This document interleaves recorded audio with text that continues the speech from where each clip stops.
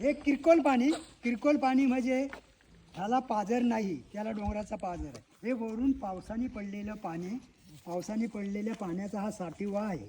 तरी पण हे पाणी 30 ते 35 फूट खातमध्ये खोल आहे. 35 फूट एकदम कंपास नेट आहे. त्याचं कारण काय एवढं खोल आहे, तर इथलीच दगडं काढली ना, इथंच बांधकाम केलं म्हणून ही खोलाय आली. महाराज बरोबर की नाही? इथलेच दगडं काढले ना, इथंच बांधकाम केलं म्हणून ही खोलाय आली.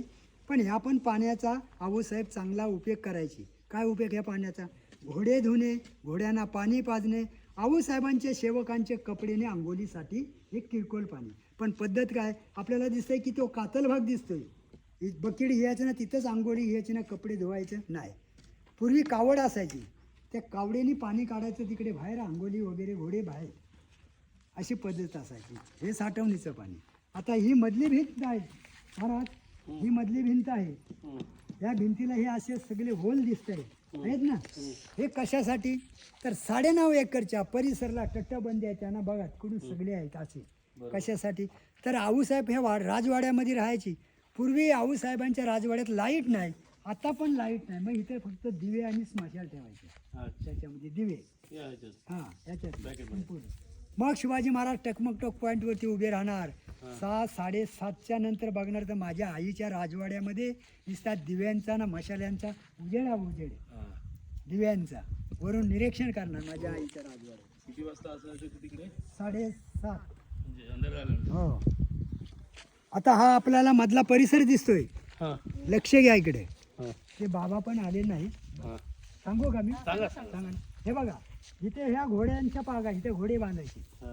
हा परिसर घोड्यांचा बाबू. हे बघा, घोड्यांना विंट्री तिकडून आहे, त्या बघा पायऱ्या आहेत ना. आता आऊसाहेबांचं घर तिकडे आहे. मग त्या आऊसाहेबांच्या घरामध्ये चूल असायला पाहिजे किंवा किचन असायला पाहिजे, पाहिजेत की नाही?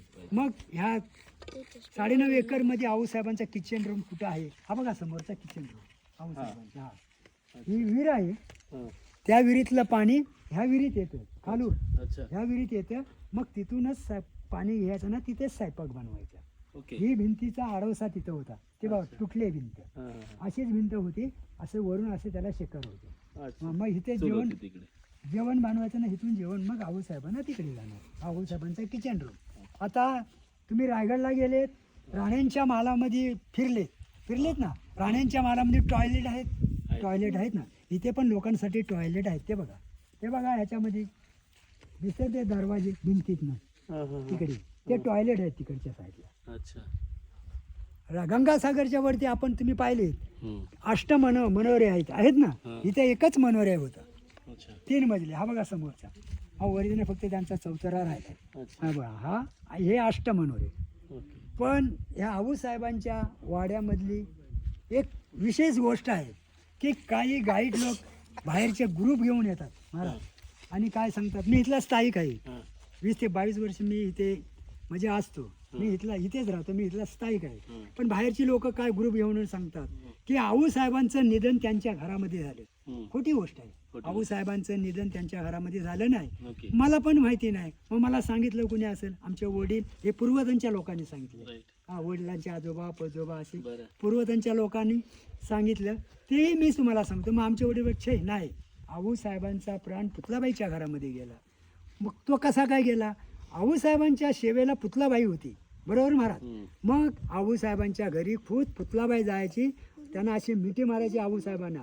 मग असते घेऊन आपल्या घरामध्ये सेवेला आणायची पुतलाबाईच्या, आणि पुतलाबाईच्याच घरामध्ये सेवा व्हायची ना, पुतलाबाईच्याच घरामध्ये त्यांचा लाचचा श्वास. मग गाईड लोक सांगतात 3 गेट आहेत.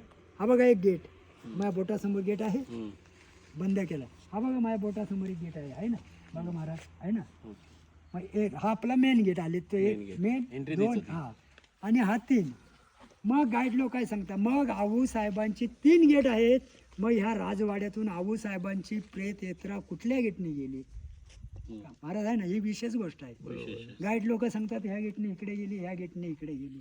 मग अशी उलटी प्रेत यात्रा कुठे येते का? सरळच जाते ना, आहे की नाही. गाईड लोक सांगतात अशी इकडून आली नाही. मग आऊसाहेबांची प्रेत यात्रा पुतलाबाईच्या घरातून अशी, कारण श्वास लाचचा तिथेच गेला ना, मग इथूनच प्रेत यात्रा अशी सरळ ह्या गेटने इकडे गेली. इकडे समाधी आहे समोर, बघितलेत महाराज. नाही अजून. हे बघा माझ्या बोटासमोरच आहे रोड काय रोडने असंच जावा. मग इथून अर्धा किलोमीटर वरतून तिथं समाधी आहे. तिथं प्रेत गेल्याच्या नंतर प्रेत तिथं खाली ठेवल्या गेलं. तिथं अंत्यविधी झाली. जिथं प्रेत गेले तिथं अंत्यविधी झाली. जिथे अंत्यविधी झाली तिथं आऊसाहेबांची समाधी बांधली. अच्छा. अशी समोरच आहे. ओके. चला आपल्याला आता तिथे माहिती घ्यायची आहे थोडी. म्हणजे इथंच आईसाहेबांचा अंतिम संस्कार, दाह संस्कार इथंच हो झाला. ते पण काय लोक बोलतात इकडे आलं ना उतलाबाईच्याच घरामध्ये समाधी तिथंच आहे ना. समाधी तिथे आहे. बरोबर, हा रस्त्याने जाताना तिथं समाधी दाह. हो हो एकदम रोड टच आहे. बरं. गेट वरून तुम्हाला दिसेल या वाड्याला कधी असं मेंटेन नाही केलं कोणी, म्हणजे असं लाकडाची हे करत. हो आता हे गेल्या वर्षीच केली ना पण तेवढी. जिजाबाई जिजामातेचा वाडा म्हणून नाव आहे. हो बरोबर. कुठल्या साली बांधला? हे ती तारीख बघा. आपण आता तुम्ही समाधी बघणार ना जन्मतारीख, मृत्यू तारीख आणि हे वाडे कधी ओपन बांधला ती तारीख महाराज तिथे लिहिलेली आहे. कोणी बनवलं तिथे? हे हिरोजी इंदुरकर. शिरोजी इंदोरकरच होते. या इकडून या चढायला नको तुम्हाला.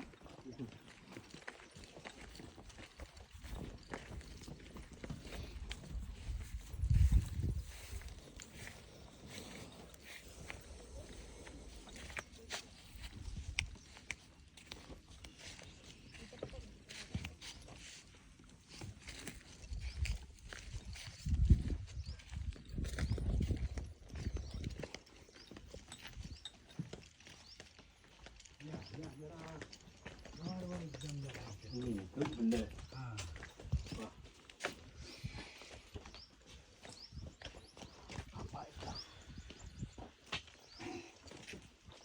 आता एक विशेष गोष्ट आहे. शिवाजी महाराज आपल्या आईचं दर्शन सकाळी पाठे घ्यायचे. अच्छा. शिवाजी महाराज आईचं दर्शन सकाळी पाठे घ्यायचे. तिकडे वरतून. हो रायगडावरून. हम्म. पण कुठल्या पॉइंट वरून घ्यायचं? हम्म. आईचं दर्शन शिवाजी महाराजांना भवानी माता प्रसन्न आली ते दर्शन हम्म. कधीच महाराज विचारले नाहीत. दररोज सकाळी पाठी घ्यायचंच. पण रायगडला कुठल्या पॉइंट वरून? हा बघा पॉइंट मी बोला ना टकमक पॉइंट. हम्म. त्या पॉइंट वरती शिवाजी महाराज उभे राहणार आणि आईचं दर्शन समोरासमोर घेणार. मला सांगा महाराज आईला कसं काय कळणार की माझा मुलगा तिथे आला माझं दर्शन घ्यायला? हम्म. नाही समजू शकत. आई तर मधल्या वरांड्यामध्ये एवढं नाही समजणार.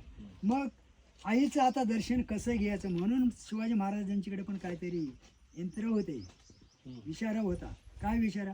शिवाजी महाराज पुढे, पाठीमागे एक त्यांचा सेवक भव्य असा भगवा झेंडा. शाळेमध्ये लेकरं जातात ना बेल वाजते जोरात. हम्म. मग तशी तिथं वरती महाराजांनी बेल वाजवली. ढाण ढाण ढाण.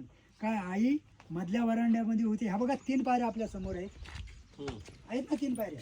हा, तीन पायऱ्या. हा, मग तिथे उभी राहणार आऊसाहेब. आणि मग शिवाजी महाराज बघणार की माझी आई आता बाहेर आलेली आहे. मग वरून त्यांचं दर्शन सकाळी पाठे होणार. अच्छा. तुम्ही महाराष्ट्रामध्ये महाराज कुठेही जा हम्म. पण असा रायगड तुम्हाला दिसणार नाही. रायगड समोर आणि आईचं वास्तव्य रायगडच्या पायथ्याला 9.5 एकरचं का हो? असं कुठं महाराष्ट्रामध्ये आहेत का किल्ले? नाही, नाही. आणि महाराज दररोज दर्शन वरून घेतोय. आई क्लिअर त्यांना दिसतंय. काय विषय आहे? काय महाराजांचं डोकं आहे की नाही? तसेच आता आपण आलेत आत या मेन गेटनी. पण आतमध्ये कुणाला परवानगी नव्हती यायची अजिबात पहिली. कारण आऊसाहेब राहायचे तिथे. कुठला शत्रू पण येऊ शकतो. परवानगी नव्हते कोणाची. मग त्या गेटच्या समोर एक असा चौतर आहे. तो आऊसाहेबांचा मेन वॉचमॅनचं घर. तुम्ही आता आल्या तो वॉचमॅन तुम्हाला तिथेच थांबवणार. थांबा. मग तुम्ही काय त्या वॉचमॅनला म्हणा आम्ही बरेचसे लांबून आलेत आम्हाला आऊसाहेबांचं दर्शन तरी होऊ द्या. नाही. तुम्हाला जर का आऊसाहेबांची परवानगी असेल तरच तुम्ही आतमध्ये येऊ शकता, नाही तर नाही. मग तो पुन्हा येणार. मग त्यांना सांगणार तुम्ही आता इथेच थांबा. मी आता जातोय ना आऊसाहेबांच्याकडून तुमची परवानगी घेऊन येतो. तुम्ही आता इथेच थांबा. मग तो येणार. आऊसाहेबांना इथं मुजरा करणार. आऊसाहेब चौकीदारांना विचारणार भानगड काय? लोक आलेले आहेत त्यांना आतमध्ये येण्याची परवानगी आहे का? आऊसाहेब त्यांना म्हणणार नाही. त्याचं कारण का? आऊसाहेबांच्याकडे लोक येणारे होती आणि येत पण होती. महाराज आले. महाराज आल्याच्या नंतर महाराजांचं त्यांच्याकडे नोंद असणार. नाव असणार. महाराज हा. मग महाराज मागे फिरल्याचे ना महाराजांच्या डोक्यात येणार मी आलोय पण माझे काही नाते गोते असं आज ना उद्या येणार. आऊसाहेब आमची नाते गोती पण येणार नाही. त्यांची नावं द्या. मग महाराज त्यांची नावं देणार. म्हणजे काय तिथं विंट्री घ्यायला आणखीन असं हा. मग त्यांची पण नावं महाराज ठेवून जाणार. मग त्या चौकीदारांना सांगणार तुम्ही आता इथून वापस जा आणि त्यांना विचारा तुम्ही आलेत कुठून, तुमचा नाव गाव हा पत्ता त्या माझ्याकडे घेऊन या, कुठून आलेत ते. मग तो नाव गाव पत्ता घेऊन येणार. पुन्हा मग तिथे यादी चेक करणार लिस्ट, ह्याच्यामध्ये ती लोक आहेत का, नावं दिलेली. जर असली तरच आतमध्ये entry. व्हेरिफिकेशन व्हायचं, नाहीतर नाही तर म्हणजे त्यांच्या रेकॉर्ड प्रमाणे ठेवायचं. एवढे म्हणजे रेकॉर्ड वगैरे मेंटेन कधी असायचे? तर असं आहे, ही पूर्वी पद्धत होती. आता तुम्ही सिंहासन बघितलेत रायगडला. आपलं शिवाजी महाराज सिंहासनावर उंच जागा आहे बरोबर. आणि खाली एकदम प्लेन आहे बसण्याचं बरोबर. ठिकाण हा, आहे की नाही. तशी आई काय दररोज बसायला टक्क्याच्या विहिरीवर जायची नाही. बरं. महाराज कधी येतील त्यांची तारीख फिक्स असायची. दर दिवस शिवाजी महाराज पण येणार नाही. अच्छा. आणि दर दिवस जर आले तर कुठला पण शत्रू त्यांच्यावरती निरीक्षण करू शकतो आहे की नाही. मग त्यांची तारीख ठरलेली असायची, अच्छा. महिन्यातून कधी यायचं कधी नाही. तरच आऊसाहेब तिथे जायचे बसायला, नाहीतर आऊसाहेब बसायला जायचे नाही. पण आऊसाहेबांचं पण बसण्याचं ठिकाण वेगळं आहे एकट्यांचं. कंटाळा आलो चला आता कुठेतरी बसावं. हा बघा आऊसाहेबांचा सोफा. आपल्या घरामध्ये पलंग असतो आहे ना पलंगासारखं. हे हा पलंगासारखा आहे की नाही. हा इकडून पॅक तिकडून पॅक पाठीमागून पॅक अच्छा. आणि हा समोरचा हिरा एकदम मोकला. मग आऊसाहेब इथं मध्ये बसणार, आऊसाहेबांचे सगळे सेवक इथे खाली बसणार. अच्छा. एक चौकीदार त्या रूम मध्ये, एक चौकीदार त्या रूम मध्ये. अच्छा. आणि मग आऊसाहेब इथून त्यांना माहिती सांगणार. अच्छा. जशी अशीच पद्धत आहे ना सिंहासनाची वर, बरोबर. आहे की नाही. बरोबर. वरती महाराज बसणार, खाली सगळे राजवाड्यामध्ये लोक आऊसाहेब. व्यवस्था सगळी. हा सगळी व्यवस्था जिथल्या तिथे. 9.5 एकर मध्ये 14 बुरुज आहेत. त्यांना काय म्हणतात, टेलनी बुरुज. हे बघा इकडून 5 आहेत, पाठीमागे 5, हे 2 हे 2, हे 14 आहेत. हे टेलनी बुरुज. पण टेलनी बुरुजांना आतमधून जागा कुठे आहे. हा बघ प्रत्येक बुरुजाला असे भिंजिन आहे. बरोबर. हे बघा पायऱ्या दादर आहेत प्रत्येक बुरुजाला. पाठीमागे पण बघा. बाहेरून जर ठेवली तर कोण पण आतमध्ये येऊ शकतो आहे की नाही. म्हणून आतूनच मार्ग आहे. हे टेलनी बुरुज. एवढी आपली माहिती महाराज आहे. आपली माहिती पूर्वतांची असते. खूप खूप धन्यवाद. मी पुस्तक वाचून गाईडपणा काय करत नाव नाही. आपलं आहे? माझं नाव रमेश गायकवाड. गायकवाड. अच्छा. हे समोरचं आपलं हे बघा, बरं. समोरच तुम्ही राहता. समोरच राहा. किती वर्ष तुम्हाला झाले ते? मी 20 ते 22 वर्ष आहे. 20-22. पहिलं कुठं राहायचे तुम्ही? पहिलं कुठं राहिला होते?